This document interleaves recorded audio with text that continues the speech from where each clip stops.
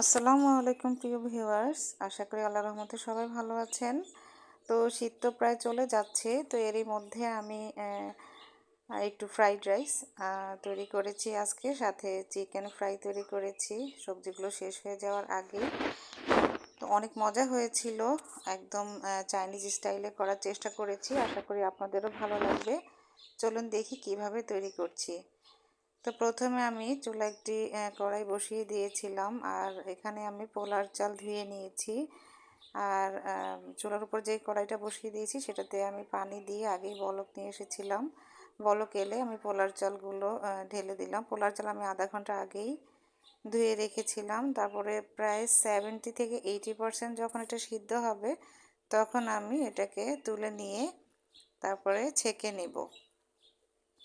এই যে দেখতেই পাচ্ছেন। আর এখানে দুটি ডিম, গাজর, পেঁয়াজ কলি, কাঁচামরিচ, সিম, ক্যাপসিকাম, বাঁধাকপি কুচি, সবজিটা আপনারা ইচ্ছে মতোই দিতে পারেন। বরবটি ছিল না বলে আমি সিম দিয়েছি। তো এবার কড়াইতে আমি তেল দিলাম, আর তেলটা গরম হলে পেঁয়াজ কুচি দিয়ে একটু ভেজে নিচ্ছি।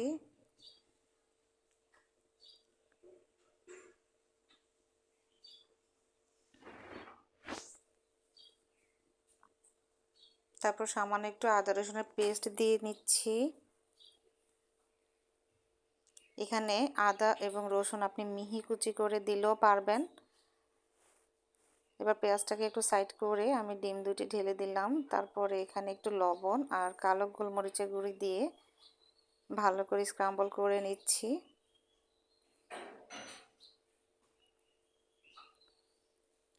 এবার গাজর কুচিটা দিয়ে নিলাম, সিমটাও দিয়ে দিলাম, নেড়ে নিচ্ছি। একটু লবণ দিয়ে দিলাম সামান্য, আবারও নেড়ে চেড়ে নিচ্ছি। মোটামুটি 2-3 মিনিট যখন হয়ে গেল তখন আমি ক্যাপসিকাম দিয়ে দিলাম, বাঁধাকপি কুচি করে রেখেছিলাম সেটাও দিলাম, আবার একটু নেড়ে নিচ্ছি।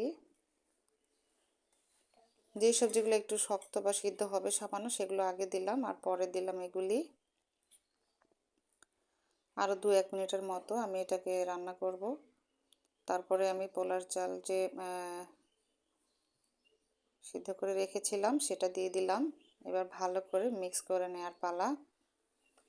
এবার দিয়ে দিচ্ছি লবণ স্বাদ অনুযায়ী, কালো গোলমরিচের গুঁড়ি, টেস্টিং সল্ট দিয়ে দিচ্ছি,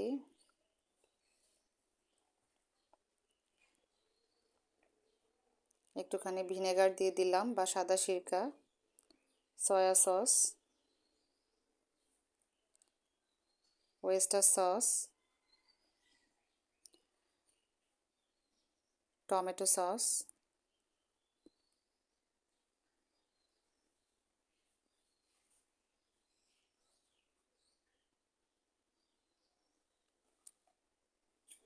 আর পেঁয়াজ কলিটাও দিয়ে দিলাম, কাঁচামরিচ কুচি করে রেখেছিলাম সেটাও দিলাম। এবার খুব ভালো করে নেড়ে চেড়ে মিক্স করে নেব সসের সাথে। খুব ভালো করে মেশাতে হবে, একটু ধৈর্য ধরে। 4-5 মিনিটের মতো আমি এটাকে চুলায় রান্না করেছি, তারপর এটাকে নামিয়ে ফেলবো। এবার এখানে আমি চিকেন নিয়েছি, দেখতেই পাচ্ছেন। এগুলোকে ধুয়ে আমি একটু মাঝখানে চিড়ে নিয়েছি। দিয়ে দিলাম আদা রসুনের পেস্ট, জিরার গুঁড়ি, কালো গোলমরিচের গুঁড়ি, ধনিয়ার গুঁড়ি, কালো গোলমরিচের গুঁড়ি, লবণ, একটুখানি লেবুর রস,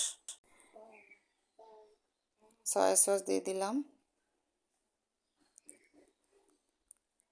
সামান্য একটু ওয়েস্টার সস,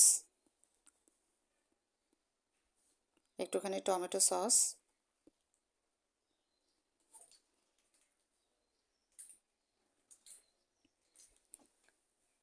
একটা ডিমের কুসুম দিলাম, আর দিয়ে দিলাম সামান্য একটু কর্নফ্লাওয়ার আর সামান্য একটু ময়দা মিক্স করে তারপর দিলাম। এবার ভালো করে মেখে আমি এটাকে ঢেকে রেখেছিলাম আধা ঘন্টার মতো।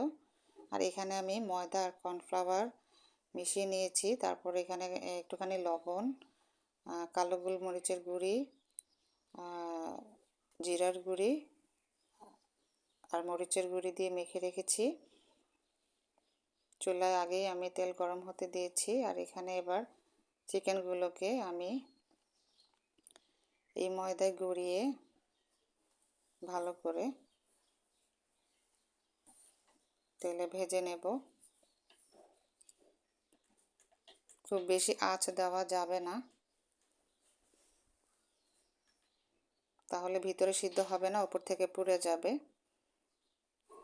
তো উল্টে পাল্টে যখন এরকম হবে কালারটা, তখন নামিয়ে ফেললাম। তৈরি হয়ে গেল আমার চিকেন ফ্রাই। খুবই ভালো হয়েছিল খেতে আজকের এই দুটি রেসিপি। তো আশা করি আপনাদের কাছেও ভালো লাগবে, এভাবে রান্না করে দেখবেন। আর অবশ্যই ঘরে তৈরি খাবার খাবেন। ঘরের খাবারটা অনেক বেশি স্বাস্থ্যকর। আমি সবসময় চেষ্টা করি আমার বাচ্চাদেরকে ঘরেই তৈরি করে খাবার খাওয়াতে, যদি একটু কষ্ট হয়। সবাই অনেক ভালো থাকবেন আল্লাহর রহমতে। আমার জন্য দোয়া করবেন। আল্লাহ হাফিজ।